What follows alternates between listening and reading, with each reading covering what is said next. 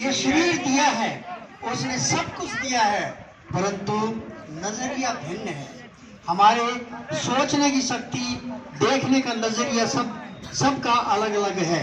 तो ये हमारे उस नजरिए पर निर्भर करता है कि हम आकलन कैसे करें। तो कृपया शांत रहे।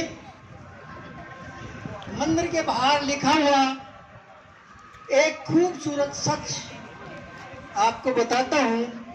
अगर उपवास करके भगवान खुश होते तो इस दुनिया में बहुत दिनों तक खाली पेट रहने वाला वो भिखारी सबसे सुखी इंसान होता। उपवास, प्यारे बच्चों, उपवास अन्न का नहीं, विचारों का करो।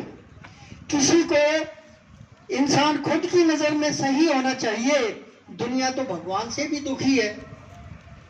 अपना नजरिया, अपनी सोच और अपनी इच्छा अर्थात तृष्णा पर निर्भर करता है, जो सबको एक जैसी नहीं होती।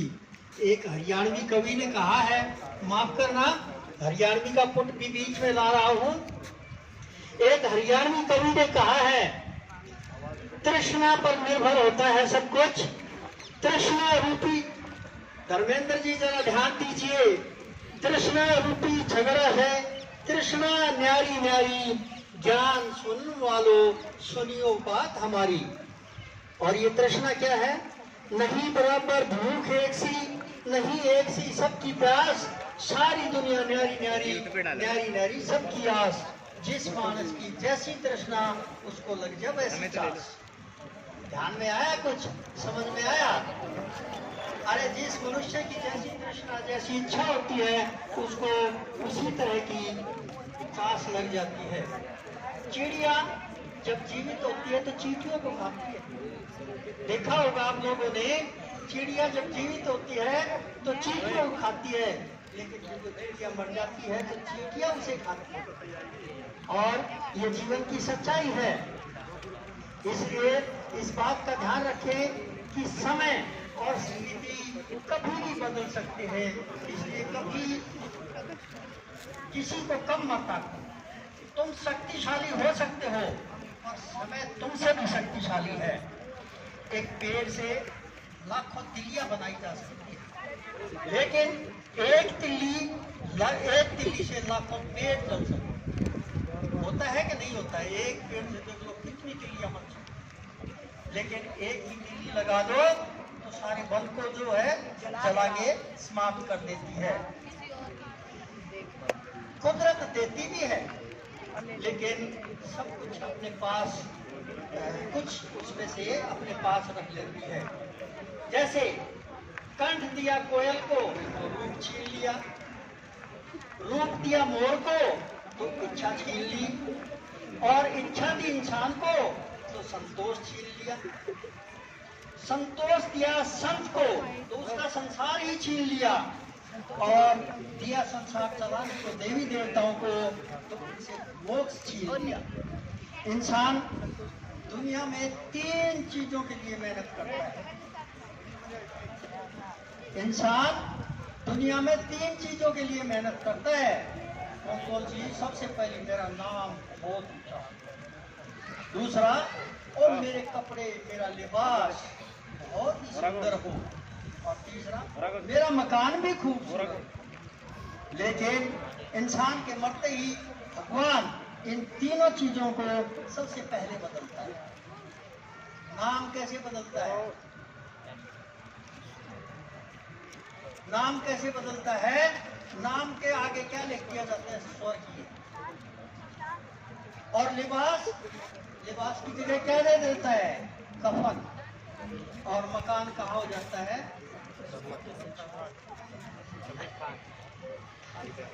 कहाँ? शमशान। तो ये तीनों चीजें बदल जाती है, और यही जीवन की सच्चाई है। अब मैं आपको बताता हूं विज्ञानपूर्ण जीवन ये क्या होता है। विज्ञानपूर्ण जीवन सोचने, समझने और संतुलन के साथ जीने की एक कला है। क्या बताया? सोचने, समझने और संतुलन के साथ जीने की एक कला ही विज्ञान पूर्ण जीवन है। आज विज्ञान हमारे जीवन का अभिन्न अंग बन चुका है। मोबाइल फोन से लेकर अंतरिक्ष यान तक, चिकित्सा से लेकर संसार तक हर क्षेत्र में विज्ञान की उपस्थिति दिखाई देती है। परंतु प्रश्न यह है कि क्या हम केवल विज्ञान का उपयोग कर रहे हैं या वास्तव में विज्ञानपूर्ण जीवन जी रहे हैं? विज्ञान केवल पढ़ना,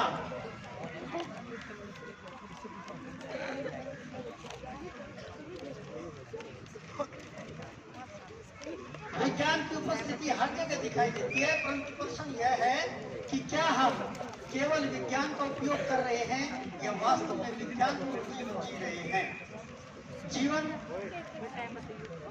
विज्ञानपूर्ण जीवन का अर्थ केवल विज्ञान पढ़ने तक सीमित नहीं है।